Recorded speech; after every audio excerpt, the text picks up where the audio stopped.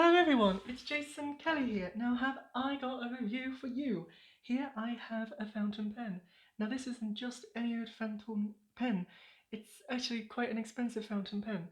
Except it's not, but it does look expensive.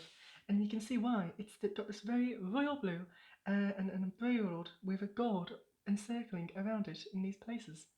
And this little clip part here, again looks like really gold. It's pretty stiff, it's made from a real metal. It's probably gold plated, but maybe it's not, because let me tell you how much this pen was. It was only £7. And you may think, well, maybe that is quite expensive for a pen, but that was because you had to pay for your postage. Now, if you had some other means of picking it up yourself, it could have been as cheap as £4. But also, it comes with 10 cartridges of ink in 5 different colours. We're talking purple, we're talking brown, we're talking green, and we're talking blue. And not to mention black. That is a good array of colours to use. And I think they also give you a bonus red. Now, I'm going to leave a link in the description in the video below so that you can find out where to get this pen yourself. But here's the most fascinating part about it.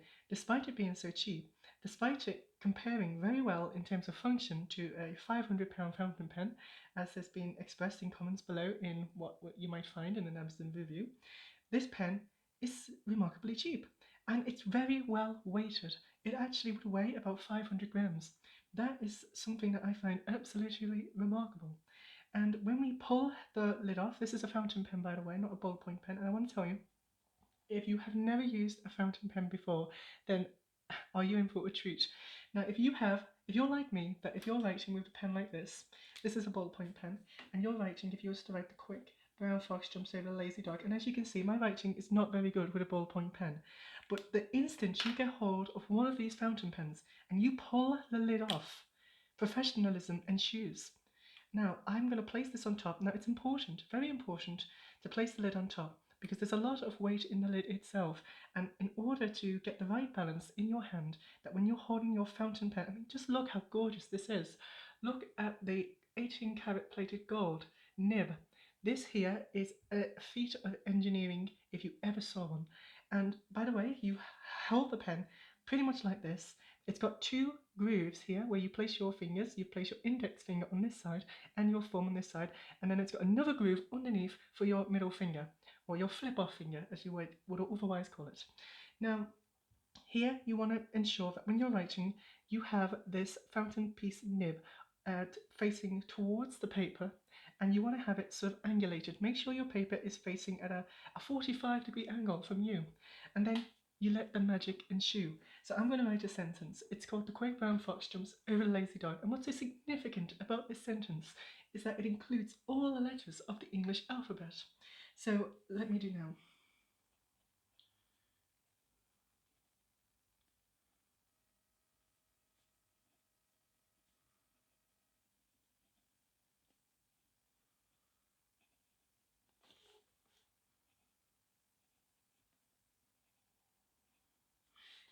And as we can already observe, this is far superior to what you got here. The lines and the spaces are all complete. And what's particularly fancy and intuitive about a fountain pen is that it gives a lot more character to your own writing. It is often the pen of choice for professional signatures because it actually gives a distinctive look to the way in which you maneuver your wrist as you're writing. It will adjust the thickness of lines depending on how much pressure you're applying. Now, another key difference between your ballpoint pen and your fountain pen is that concerning the ink. Now, in a ballpoint pen, you may find there's quite a degree of viscosity. It's rather thick, and that's because it's an oil-based ink that you use with one of these sort of pens. And so it gives off a thicker thing. And look, it dries instantly on the page. Now, if you're using a fountain pen, you have to be aware, without that coming up, you have to be aware that the ink is water-based, which means yes, you can write perfectly, you can write better, you can write in a much more distinctive and stylish way that screams and manifests your personality on the page. But watch what happens. It's a lot wetter. Now I'm going to say something though. Compared to other fountain pens that I've used in the past, this is remarkably good at drying very quickly. A lot of the time, you'll get a fountain pen, where there's an excess of wet ink. And when that happens, disaster ensues because you write on a page and even blowing on it can actually make the ink smudge. Whereas with this one, it's drying really, really quickly. And at the same time, it still has that smoothness, that unbelievably smoothness. Problems with a lot of fountain pens you get is that the scratch on the page. You try writing with it and it's very scratchy. Another thing, another cool trick that you can do with your fountain pen is actually thin the nib out. Now, some people have very small handwriting. If you have medium-sized handwriting, then this will be ideal for you because it's got a medium nib. Now, if your writing there is very thin, then all you do is you actually put the pen, just turn it 180 degrees. And if you then write using this edge part here, and you write very small, so like the quick, brown, fox, jumps over the lazy dog. As you see, it thins the nib, and so you can write at a smaller size and still have it legible. Now, legible means that which is readily and easily read. And one last thing about this pen, but let me just check that my video is still recording. Okay, so I've got some time left. Another thing about this pen that's so amazing, and you need to be aware of this, never just leave your pen lying around, especially on a hot day. If you do that, the ink will dry up. You don't want that to happen.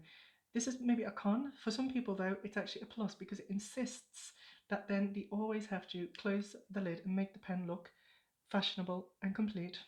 But listen to this. Now, I've got a professional microphone on at the moment because I really want you to hear the satisfying sound that this makes when I put the lid on. Listen. Oh, that's the spot. Yeah. See what I mean? You think that this pen wouldn't be able to do that, but it can. That's how a higher quality and how much attention has been put into this pen. Now, to ensure that you don't lose the place of where to find this pen, I'm going to tell you the name.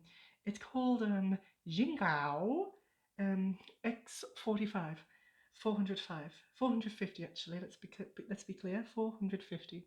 They do have what's meant to be an upgraded version. It's called X750 Jinhao. But at the same time, people have actually said that they think the original is better, and they always say you can't beat the original.